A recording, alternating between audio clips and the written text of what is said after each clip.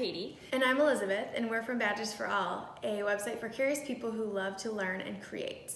And today we're going to be talking to you about journaling. So right now we're working on a badge all about journaling, different types of journaling history, and we thought it would be fun to share the journals that we like to keep. We thought we'd talk a little bit about that, the benefits of journaling, and a couple little history tidbits thrown in, and then also what we get out of journaling personally.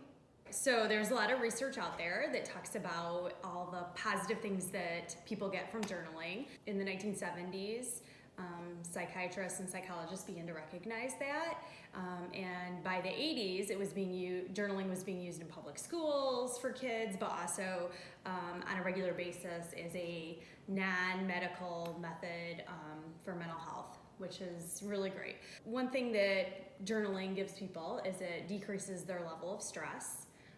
They can kind of write down their emotions, so it helps them be more self-aware of how they're feeling. It also helps with emotional IQ, so if you're recognizing your own feelings, you also are recognizing feelings in other people, right, which is really important. It helps with motivation, so if you write down in your journal what your hopes and dreams are, it kind of cements that in your mind.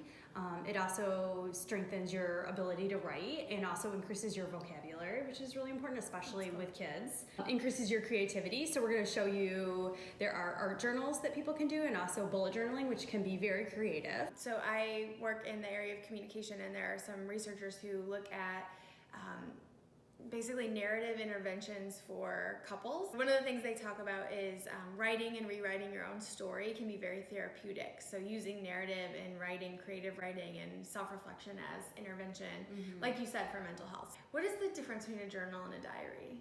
A diary is more for writing about what happens on a daily basis. So you might open your diary every night before bed and write, this is what I did, or you might diary, this is what I ate for dinner. Where a journal is more thinking about the future or exploring ideas. Who are some famous journalers that people might know? There is a long history of explorers that keep journals. So Lewis and Clark, their journal has actually been published, but also Darwin, when he went and did the Galapagos Island and all of that. Those are also journals that you can actually purchase today still. Okay, I got a little something for you actually. What? Now that you mentioned these guys.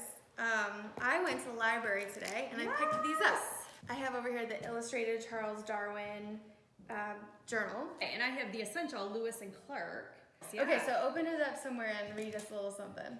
Okay. See what happens. April 7th, 1805. Having on this day at 4 p.m. completed every arrangement necessary for our departure, we dismissed the barge and crew. With orders to return without loss of time to St. Louis, a small canoe with two French hunters accompanied the barge. These men, who in that cage will make an addition of 2, perhaps 4 men to the crew of the barge. Wow, that's some detail right there. What is cool about these is that this gives you a snapshot in history. So this was 1805, April 7th to May 9th, 1805. Cool, so I'm just gonna open up here to Darwin's journal here. Let's jump into the middle, I think. In the dusk of the evening, I took a stroll along the chain of ponds, which in this dry country represented the course of a river, and had the good fortune to see several of the famous, this guy, I think. He's an Australian tree kangaroo. Obviously. They were diving and playing about the surface of the water, but showed so little of their bodies that they might easily have been mistaken for water rats. Interesting. So there it is. What do you think the most famous diary, perhaps the most famous diary ever to be published is? Has to be the Diary of Anne Frank. Yes. Her whole family ended up going to Auschwitz, and only her father survived. And the home where they stayed, the woman who lived in the home had actually saved a lot of their belongings, and so he then got the belongings back and found, and I don't think he was even aware that his daughter had kept a diary, and she was like a teenage girl, so there's like a lot of stuff about, you know, like these boys that she liked and things like that. So such a tragic story, but also I think very eye-opening, historical document of what was happening at that time. So one of the things I find interesting is kind of how journaling started. So it wasn't people writing about their own lives, it was people bookkeeping. So it was very public, tracking things in a business or for a city or something, and then it turned into people eventually started writing about their own lives, right? Kind of when humans started being more introspective in history. And it was very surprising to me that only in the 1980s did schools start recognizing that journaling was like a good thing. So let's get into our stack. So Oh boy. I was going through my house looking for all my different journals yesterday, and I found one from middle school that my mom must have given to me recently. And I won't bore you with reading these excerpts, but I will tell you that there's a very interesting lesson learned in here. So speaking of being able to reflect on your emotions and your actions Oh, yeah. and learn from them, that was definitely happening. So there was an instance where this girl was kind of talking trash about another girl, and I agreed with the girl that was talking trash, and then that girl went and told the other girl, Right, and then right. I got in trouble, and all of that is laid out here. July 9th, I think this was 7th grade. It's some real stuff in here. So I have an old reflection journal, but mostly I want to talk about how I journal now. So these two, I keep these in my purse. This one's full, so I moved on to this one. But these are where I put ideas, right? So things I'm thinking about, things I'm learning. I wrote in here adult scouting, May 2019. These are early yeah. ideas about Badges for All. I also think the act of writing something down helps me remember. Right. So I don't actually care. I think just writing down is Yes. helpful, even if I never go look at it again. And that is one of the benefits of journal keeping Memory. is boosting Yeah. your memory. So now we have the same one on top. So why don't we talk Oh, about these? okay. Yeah. So these are really cool, especially if you don't have a ton of time for journaling. But it's a Q&A a day, so I'll just read you one. So May 17th. Today you got rid of blank. And you fill in for 5 years in a row. If you're doing it in a row, you would fill in what you got rid of that day. Yeah. Okay, here's one. April 18th. Write down a problem you solved today. Okay. So the next one I have is, I think these are also kind of similar, but these are also kind of one line a day kind of thing, or one thing to do a day. So this one is one good deed a day, a journal. So tuck your sweetheart in, for example, and then so you could open it up to whichever one, and then the day that you do it, you fill it out. Have you done any? Have I saw no swearing. I disagree with that. All right, so this one's called Connect Every Day. So also similar where you can open it up and just get an idea of ways to stay connected to others. Oh, okay. So this one's share something about yourself or go karaokeing. Go to a free day at a local museum. Join a fantasy sports league. Probably won't be doing that. But No. anyway, these are also fun ones. These also make great gifts, I think. And there's no timeline. It's not something you have to commit to doing every day. You can just do whenever you want.